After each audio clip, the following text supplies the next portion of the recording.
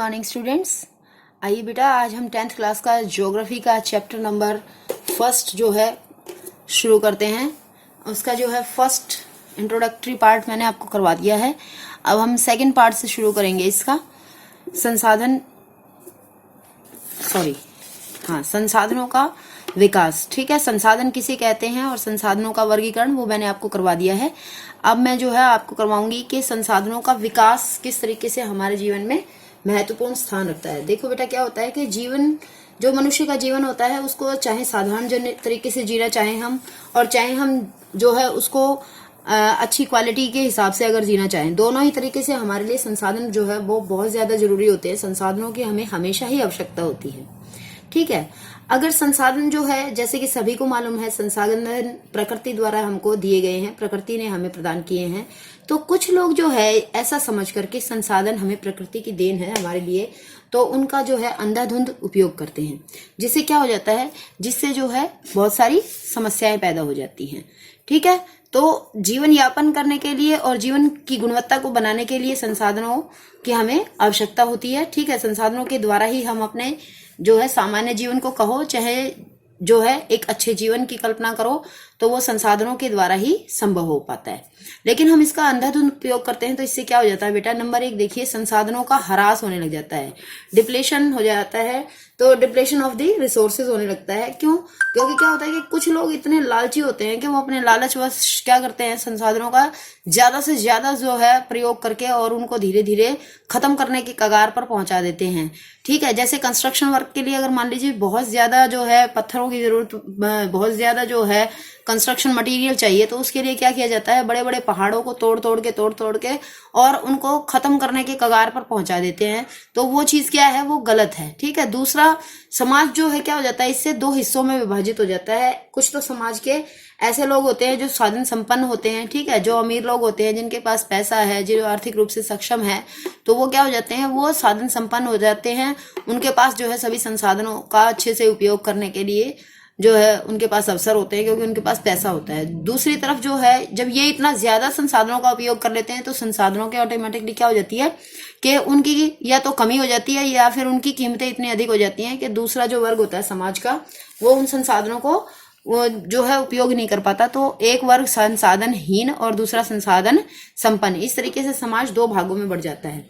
और तीसरी जो सबसे बड़ी मुसीबत पैदा होती है इस अंधाधुंध उपयोग करने से, संसाधनों का जो है इस तरीके से जो है गलत तरीके से यूटिलाइजेशन करने से जो सबसे बड़ी समस्या पैदा होती है, वो होती है बेटा ग्लोबल इकोलॉजिकल क्राइसिस। यानी कि जो वैश्विक पारिस्थितिकी तंत्र है हमारा, वो बिगड़ जाता है। जो भी हमारे जो हमारे पेड़ पौधे, जीव जंतु सभी क्या है, एक दूसरे पर आश्रित है और अपना जीवन यापन करते हैं।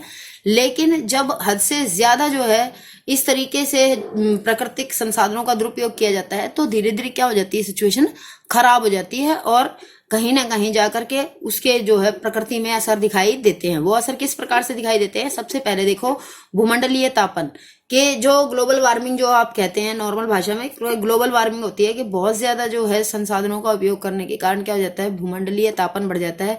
पृथ्वी जो है गर्म होने लगती है, उसका तापमान बढ़ने लगता है, जिसके कारण बड़े बड़े ग्लेशियर्स जो हैं वो पिघलने लगते हैं। और जो ग्लेशियर्स पिघल करके सारा पानी ऑटोमेटिकली कहाँ पहुंचता है, लास्ट में वो समुद्रों में पहुंचता है। और फिर जो समुद्रों के अंदर कुछ ऐसे हमारे द्वीपीय देश भी होते हैं जो क्या हो जाते हैं, जो डूबने लग जाते हैं।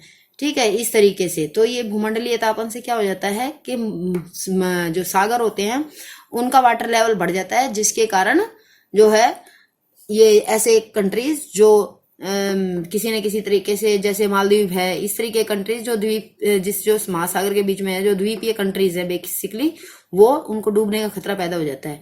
अगला है देखो, ओजोन परत जो है अवक्षय, यानी कि ओजोन परत का भी डिप्लेशन होने लग जाता है। यानी कि ओजोन परत जो है, जो क्या होती है, जो पराबैंगनी किरणों को पृथ्वी तक पहुंचने में जो है रोकती है। ठीक है, तो वो ओजोन लेयर क्या होने लग जाती है। इस तरीके से अगर हम संसाधनों का बहुत ज्यादा दुरुपयोग करते हैं, ग्लोबल वार्मिंग को जो है बढ़ाते हैं, बहुत ज्यादा जो है फैक्ट्रियां लगाएंगे, पहाड़ों को तोड़ेंगे, ये और जो है पुलों का निर्माण करेंगे, कुछ भी इस प्रकार की गतिविधियां जो प्राकृतिक रूप से जो है प्रकृति को डिस्टर्ब करती है। हद से ज्यादा करने पर क्या हो जाता है, हद से ज्यादा करने पर जो है इन सब चीजों का असर प्रकृति पर दिखाई देता ही है।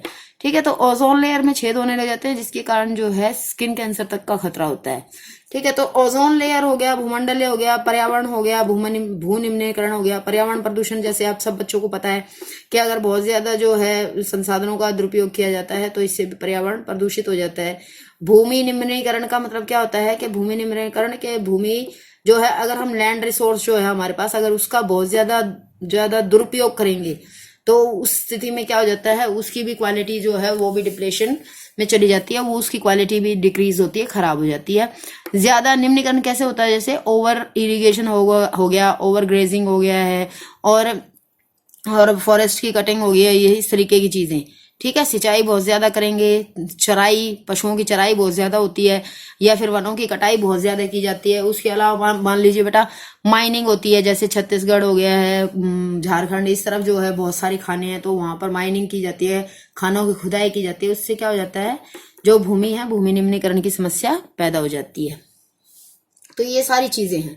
अगर मानव जो है इस तरीके से इन सारी चीजों का जो है, जो भी मानव को संसाधन मिले हुए हैं उन सभी का दुरुपयोग करता रहेगा, तो बेटा एक दिन क्या होगा, एक दिन ये होगा कि मनुष्य के लिए ये सारे संसाधन जो उसके जीवन को उपयोगी बनाने में सहायक हैं, उसकी जीवन की गुणवत्ता को बढ़ाने में सहायक हैं, वो सब धीरे धीरे क्या हो जाएंगे, वो समाप्त हो जाएंगे। ठीक है, तो यदि कुछ ही व्यक्तियों और देशों द्वारा संसाधनों का इस तरह से दोहन जारी रहा, दोहन मीन्स क्या होता है, दोहन का मतलब होता है शोषण। ठीक है, अनावश्यकता से जो है, आवश्यकता से अधिक उसको प्रयोग में करते रहना, अगर इस तरीके से जारी रहा तो एक दिन क्या होगा बेटे, एक दिन ये होगा कि पृथ्वी का भविष्य जो है वो बेचारा खतरे में पड़ जाएगा। पूरी पृथ्वी पर जितने भी मानव है उन सबको परेशानी का सामना करना पड़ सकता है।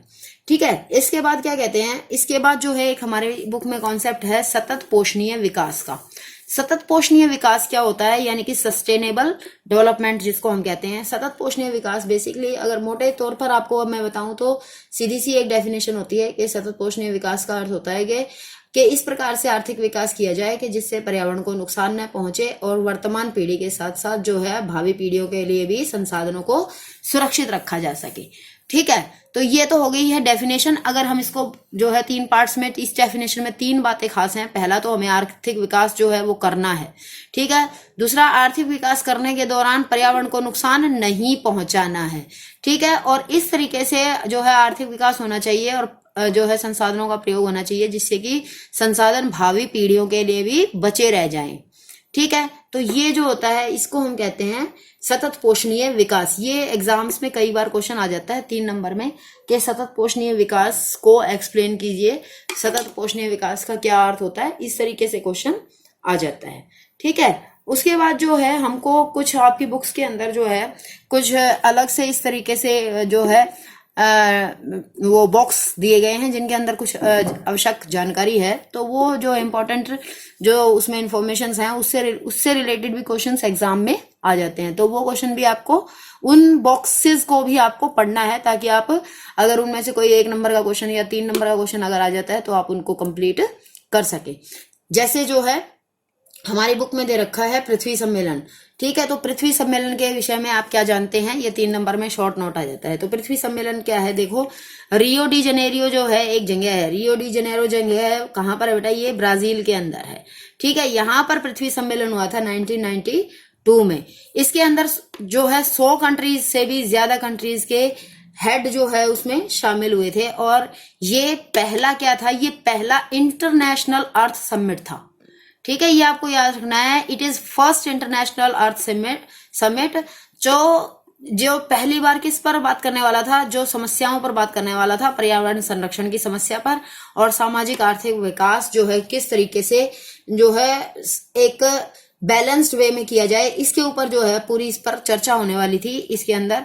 और इन सब बातों के द्वारा जो है चर्चा करने के बाद यहाँ पर एक एजेंडा 21, ठीक है, यहाँ पर एक एजेंडा 21 निकाला गया। एजेंडा 21 के अंतर्गत जो है क्या कहा गया है, एजेंडा 21 में बेसिकली ये बात कही गई कि एक जो है ये इस तरीके का जो है सभी जितने भी जो स्थानीय निकाय हैं यानी कि जो लोकल गवर्नमेंट्स हैं वो क्या करेंगी, वो सब अपना एक जो है एजेंडा 21 तैयार करेंगी।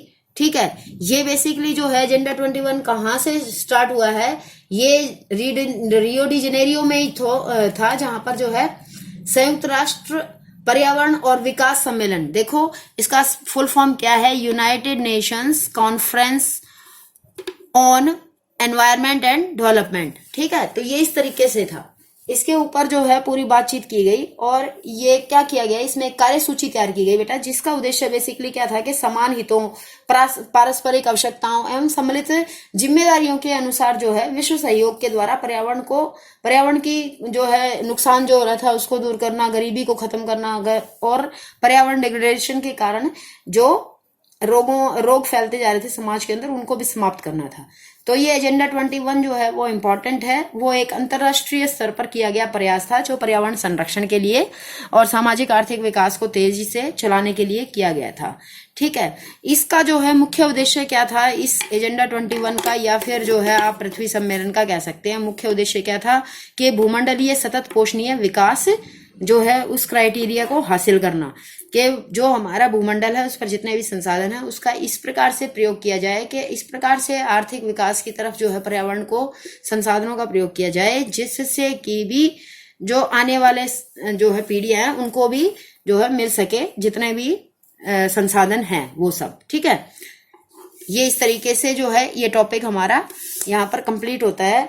इसके साथ ही जो है हमारा नेक्स्ट टॉपिक जुड़ा हुआ है संसाधन नियोजन के। जब हमें ये पता लग जाता है कि हमारे पास कितने कितने संसाधन हैं, तो उसके बाद जो है हमें संसाधनों का नियोजन करना होता है। ये भी एक इम्पॉर्टेंट क्वेश्चन होता है संसाधन नियोजन। ये क्वेश्चन आपका 6 मार्क्स में भी आ सकता है, ठीक है। तो इसके बारे में हम अब डिस्कस करेंगे अगले वीडियो में। Okay, bye bye.